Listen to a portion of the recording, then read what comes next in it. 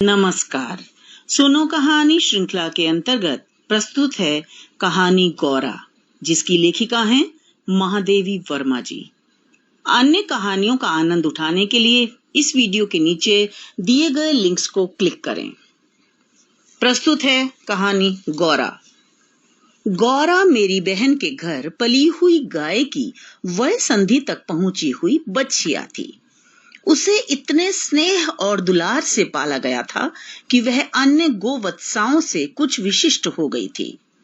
बहन ने एक दिन कहा, तुम इतने पशु पक्षी पाला करती हो, एक गाय क्यों नहीं पाल लेती जिसका कुछ उपयोग हो?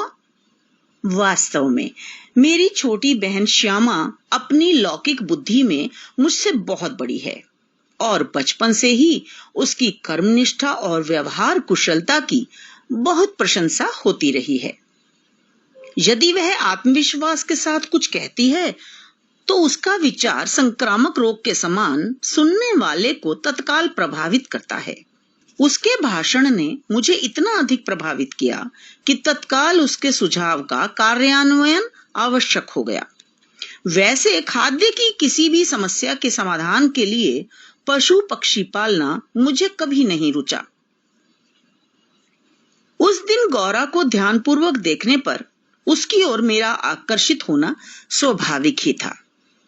पुष्ट लचीले पैर, भरे पुट्ठे, चिकनी भरी हुई पीठ, लंबी सुडौल गर्दन, निकलते हुए छोटे छोटे सींग, भीतर की लालिमा की झलक देते हुए कमल की दो अधखुली पंखुड़ियों जैसे कान, लंबी और अंतिम छोर पर काले सघन चामर का स्मरण दिलाने वाली पूंछ, सब कुछ सांचे में ढला हुआ सा था। स्वस्थ पशु के रोमों की सफेदी में एक विशेष चमक होती है। गौरा की उज्जवलता सभी का मन मोह लेती थी। उसे देखकर ऐसा लगता था मानो उसके रोमों पर अभ्रक का चूर्ण मल दिया गया हो, जिसके कारण जिधर आलोक पड़ता था उधर विशेष चमक उत्पन्न हो जाती थी। गौरा को देखते ही मेरी गाय पालने के संबंध में दुविधा निश्चय में बदल गई। गाय के मेरे बंगले पर पहुंचने पर मेरे परिचितों एवं मेरे परिचारकों में श्रद्धा भावना उमड़ पड़ी। उसे लाल सफेद गुलाबों की माला पहनाकर केसर रोली का बड़ा सा तिलक लगाया गया। घी का चौमुखा दिया जलाकर आरती उतारी गई और उसे दही पेड़ा खिलाया गया। उसका नामकरण हुआ गौरा। उसकी बड़ी चमकीली और काली आंखों में दिए की लौ प्रतिफलित होकर बहुत सुंदर लग रही थी। गौरा वास्तव में ही बहुत आकर्षक थी। चौड़े उज्जवल माथे और लंबे सांचे में ढले हुए मुख पर आंखें बर्फ में नीले जल के कुंडों के समान लगती थीं। उनमें एक अनोखा विश्वास रहता था। गाय के नेत्र हिरण के समान चंचल न होकर आत्मीय विश्वास से भरे होते हैं। इस पशु को मनुष्य से यातना ही नहीं, निर्मम मृत्यु तक प्राप्त होती है। महात्मा गांधी ने गाय करुणा की कविता है कहा है। इसकी सार्थकता गाय की आंखें देखकर ही समझ आ जाती है। गाय की अलस मंथर गति से तुलना करने योग्य कम वस्तुएं हैं। तीव्र गति में सौंदर्य है, परंतु वह मंथर गति के सौंदर्य को नहीं पाता। बाण की तीव्र गति क्षण भर के लिए दृष्टि में चकाचौंध उत्पन्न कर देती है, किंतु मंद समीर से फूल का अपने वृंत पर हौले हौले हिलना मन को मोह लेता है।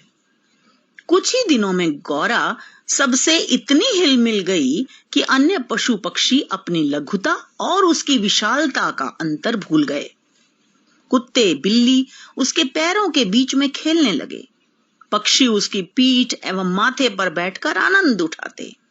वह सभी को आवाज से ही नहीं, पैरों की आहट से भी पहचानने लगी। उसे समय का इतना अधिक बोध हो गया था कि मोटर के फाटक में पहुंचते ही वह बां बां की ध्वनि से मुझे पुकारने लगती। भोजन में देरी हो जाने पर रंभा रंभा कर घर सिर पर उठा लेती थी। वह मुझसे मानवीय स्नेह के समान ही निकटता चाहती थी। निकट जाने पर वह सहलाने के लिए गर्दन बढ़ा देती, हाथ फेरने पर अपना मुख आश्वस्त भाव से कंधे पर रखकर आंखें मूंद लेती। दूर जाने पर गर्दन घुमा घुमा कर देखती रहती। आवश्यकता के लिए उसके पास एक ही ध्वनि थी, परंतु उल्लास, दुख, आकुलता आदि की अनेक छायाएं उसकी आंखों में तैरा करती थीं। 1 वर्ष के उपरांत गौरा एक सुंदर वत्स की मां बनी। वत्स अपने लाल रंग के कारण गेरू का पुतला सा जान पड़ता था। उसके माथे पर पान के आकार का श्वेत तिलक एवं चारों पैरों में खुरों के ऊपर सफेद वलय ऐसे लगते थे मानो गेरू की बनी वत्स मूर्ति को चांदी के आभूषणों से अलंकृत कर दिया गया हो। बछड़े का नाम रखा गया लालमणि। माता पुत्र दोनों निकट रहने पर हिमराशि और जलते अंगारे का स्मरण कराते थे। गौरा प्रतिदिन 12 सेर दूध देती थी, अतः लालमणि के दूध पीने के बाद इतना अधिक दूध बचता था कि कुत्ते बिल्ली तक को दूध मिलता था। दूध दोहन के समय वे एक पंक्ति बनाकर बैठ जाते। महादेव उनके लिए निश्चित किए गए पात्रों में नाप नाप कर दूध डाल देता, जिसे पीने के उपरांत वे अपने अपने स्वरों में कृतज्ञता ज्ञापन सा करते हुए गौरा के चारों तरफ उछलने कूदने लगते। मेरे नौकरों में से किसी को भी ढंग से दूध दोहना नहीं आता था। वे इस कार्य में बहुत समय लगा देते थे। गौरा के दूध देने से पूर्व जो ग्वाला हमारे यहाँ दूध देता था, जब उसने इस कार्य को करने का आग्रह किया तो मेरी समस्या का समाधान हो गया। अगले दिन से उसने गौरा का दूध दोहन का कार्य आरंभ कर दिया। 2-3 मास के उपरांत गौरा ने दाना चारा खाना बहुत कम कर दिया और उत्तरोत्तर दुर्बल और शिथिल रहने लगी। अनेक पशु चिकित्सकों को दिखाया। वे निरीक्षण, एक्सरे आदि के द्वारा रोग का निदान खोजते रहे। अंत में उन्होंने निर्णय दिया कि गाय को सुई खिला दी गई है, जो उसके रक्त संचार के साथ हृदय तक पहुंच गई है। सुई के हृदय के पार हो जाने पर गौरा की मृत्यु निश्चित है। मुझे कष्ट के साथ साथ आश्चर्य भी हुआ। सुई खिलाने का क्या तात्पर्य हो सकता है? दाना चारा तो हम स्वयं देखभाल कर देते हैं, परंतु संभव है कि उसी में सुई चली गई हो। डॉक्टर से मुझे ज्ञात हुआ कि दाने चारे के साथ रखी गई सुई मुंह में छिदकर रह जाती है। गुड़ की डली के भीतर रखी हुई सुई ही गले के नीचे उतरती है और रक्त संचार में मिलकर हृदय तक पहुंच पाती है। अंत में ऐसा सत्य उद्घाटित हुआ जिसकी कल्पना भी मेरे लिए संभव नहीं थी। प्रायः कुछ ग्वाले ऐसे घरों में जहां उनसे दूध अधिक लिया जाता है, गाय का आना सह नहीं पाते। अवसर मिलते ही वे गुड़ में सुई लपेटकर उसे खिलाकर उसकी असमय ही मृत्यु निश्चित कर देते हैं। गाय की मृत्यु के पश्चात वे उन घरों में फिर दूध देने लगते हैं।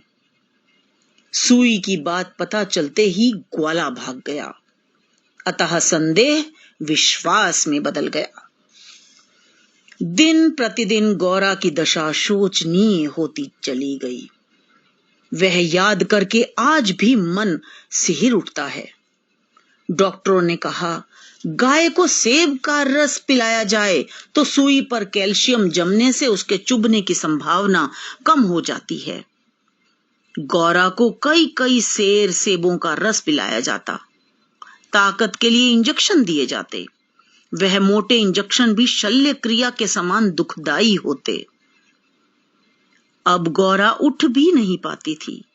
पास बैठने पर वह अपना मुंह मेरे कंधे पर रख देती। लालमणि बेचारे को तो मां की व्याधि और आसन्न मृत्यु का भी बोध नहीं था। मजबूरीवश उसे दूसरी गाय का दूध पिलाया जाता था, जो उसे रुचता नहीं था। वह अपनी मां का दूध ही पीना चाहता था। अपनी माँ का सानिध्य चाहता था।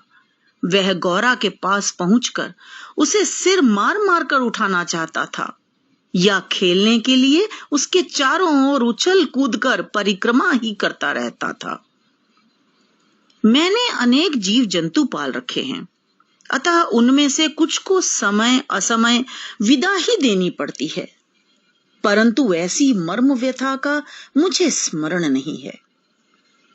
इतनी हृष्ट पुष्ट सुंदर दूध सी उज्जवल पयस्वनी गाय इतने सुंदर चंचल वत्स को छोड़कर किसी भी क्षण निर्जीव और निश्चेष्ट हो जाएगी, यह सोचकर ही आंसू आ जाते थे।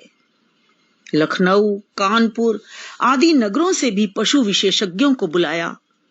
स्थानीय पशु चिकित्सक तो दिन में 2-3 बार आते रहे, परंतु कहीं से कोई आशा की किरण दिखाई नहीं दी। निरुपाय मृत्यु की प्रतीक्षा का मर्म वही जानता है जिसे किसी असाध्य और मरणासन्न रोगी के पास बैठना पड़ता है। गौरा की सुंदर चमकीली आंखें निष्प्रभ हो चली और सेब का रस भी कंठ में रुकने लगा तो बेचैनी और बढ़ गई, क्योंकि अब उसका अंत समय निकट था। अब मेरी एक ही इच्छा थी कि उसके अंत समय में मैं उसके पास उपस्थित रह सकूं। दिन में ही नहीं, रात में भी मैं कई बार उठकर उसे देखने जाती। अंत में एक दिन ब्रह्म मुहूर्त में 4 बजे जब मैं गौरा को देखने गई, तब जैसे ही उसने अपना मुख सदा के समान मेरे कंधे पर रखा, वैसे ही वह एकदम पत्थर जैसा भारी हो गया और मेरी बाह पर से सरक कर धरती पर आ गिरा। कदाचित सुई ने हृदय को भेद कर बंद कर दिया। गंगा के प्रति लगाव और श्रद्धा की भावना मुझ में कूट कूट कर भरी हुई है। गंगा के किनारे जाकर मुझे असीम शांति प्राप्त होती है। इसलिए अपने पालित जीव जंतुओं के पार्थिव अवशेष मैं गंगा को समर्पित करती रही हूं। गौरा को ले जाते समय सभी व्यथित हो उठे, परंतु लालमणि इसे भी खेल समझ उछलता कूदता रहा। यदि दीर्घ निश्वास का शब्दों में अनुवाद हो सके तो उसकी प्रतिध्वनि कहेगी, आह मेरा गोपालक देश। आशा है आपको कहानी पसंद आई होगी। अन्य कहानियों का आनंद उठाने के लिए, उनका आस्वादन करने के लिए इस वीडियो के नीचे दिए गए लिंक्स को क्लिक करें और आनंद लें। इस वीडियो को लाइक करें, दोस्तों के साथ शेयर करें और अगर आपने अभी तक ये चैनल सब्सक्राइब नहीं किया है तो तुरंत उसे सब्सक्राइब करें और बेल आइकन को क्लिक करें ताकि हम जब भी नई वीडियो डालें तो आपके पास उसका नोटिफिकेशन तुरंत पहुंच जाए और आप आनंद उठाएं। धन्यवाद।